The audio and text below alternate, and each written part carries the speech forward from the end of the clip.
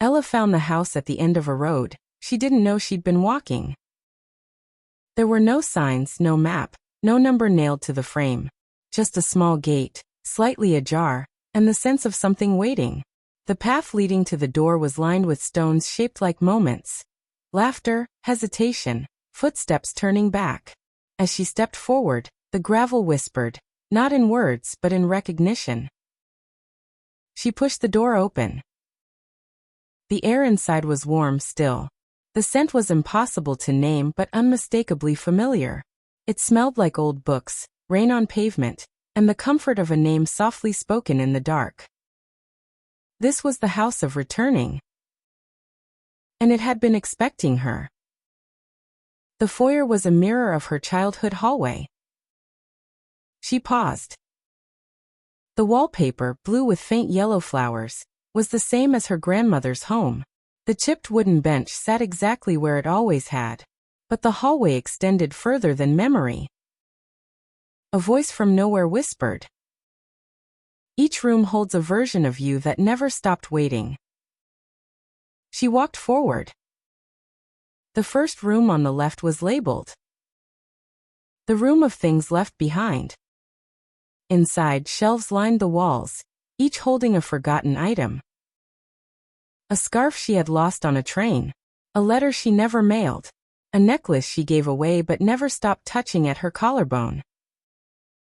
Each item pulsed faintly. She reached for the letter.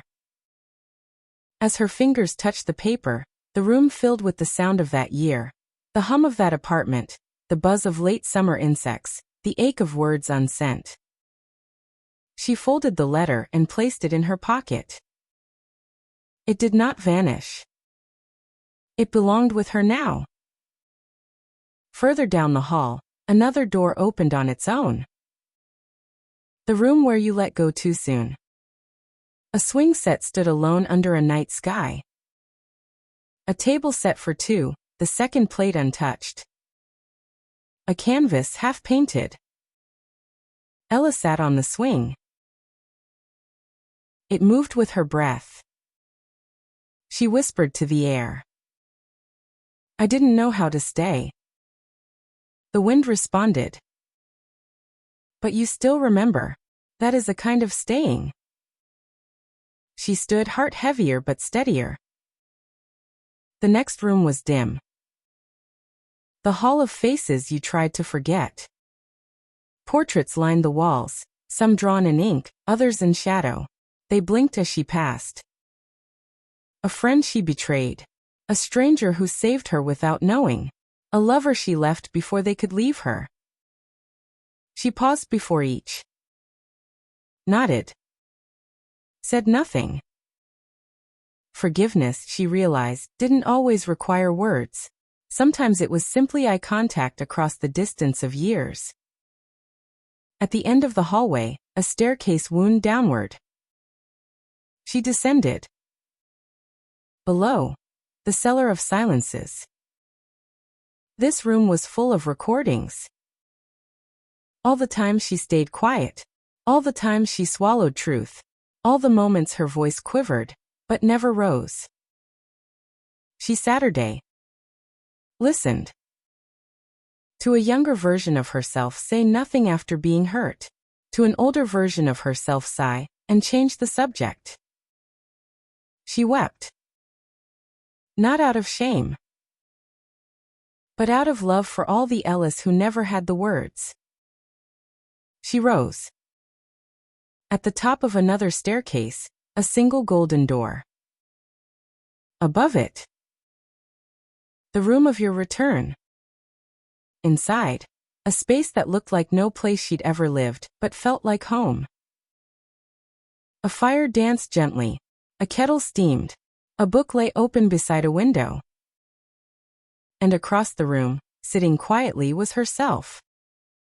Not older, not younger, but whole.